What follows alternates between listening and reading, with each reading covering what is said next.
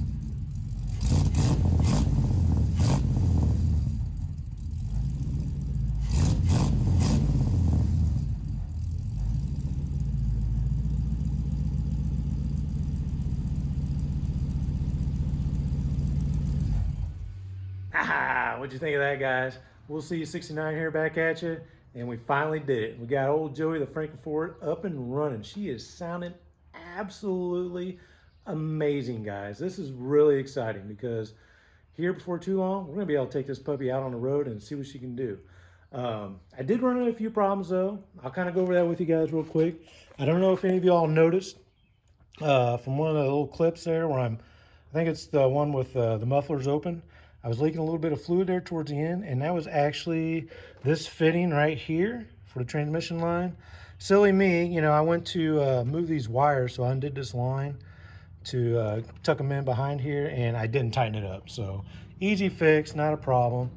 I did notice I had a slight oil leak after that, and that was one of the fittings down there on that oil filter relocation kit. I don't know if you can see it very good.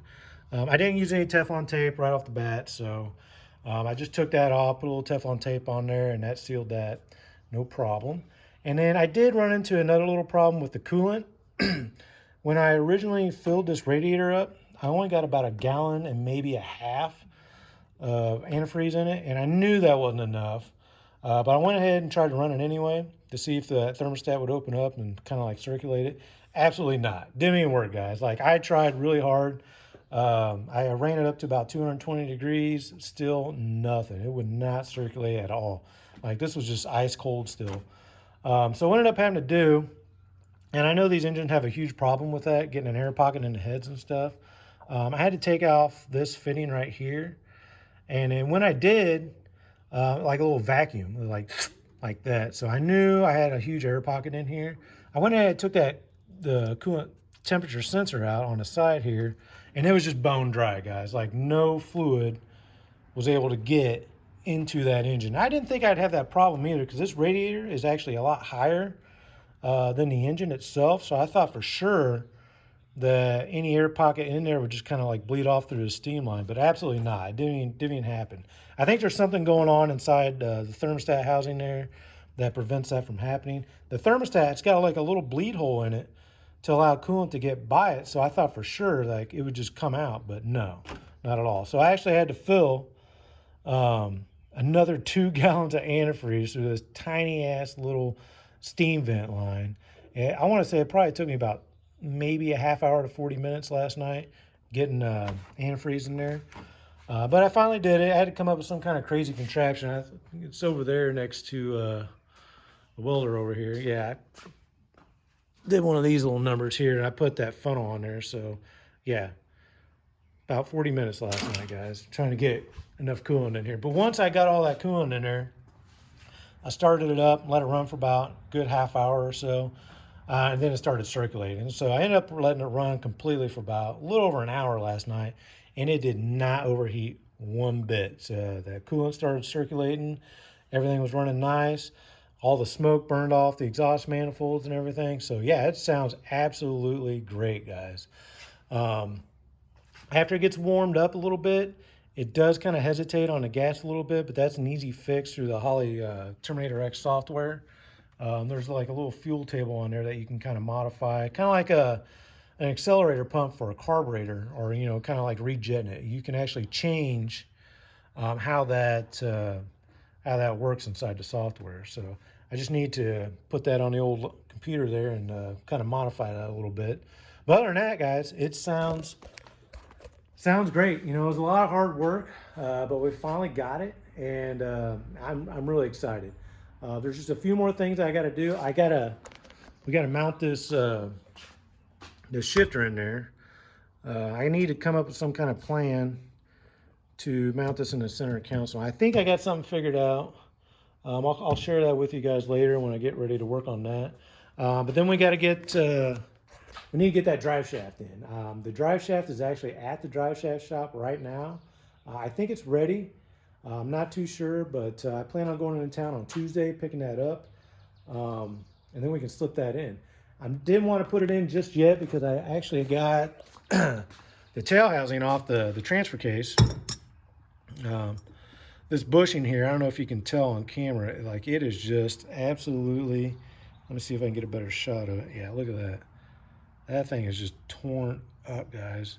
Like I put my old 32 spline shaft in there that I had off the crusty Camaro, and it just, there's a lot of play in there. So I needed to get a new bushing for that. I got it today. It's this guy. There's the part number right there. It's made by Motive Gear, WT297-62. It looks really nice. I thought it was going to be a brass one, because that's what the picture looked like, but it's not. So that's kind of unfortunate. If you guys know of a brass one that I can use, I would prefer to have that. So just let me know in the comments below if you do happen to know that part number. That way I can get it. But I'm going to go ahead and use this guy for now. I just need to press it in there, and then I'll do that when I get that drive shaft.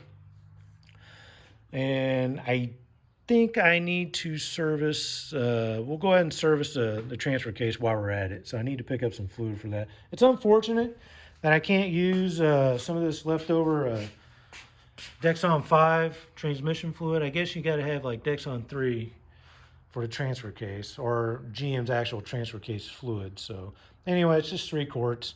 So I'll just run by the dealer and pick some up for that.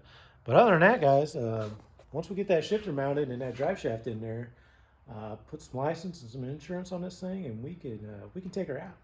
And I'll take you guys with me. So I got a few more projects I need to work on around the house, and then I'll get back to you guys.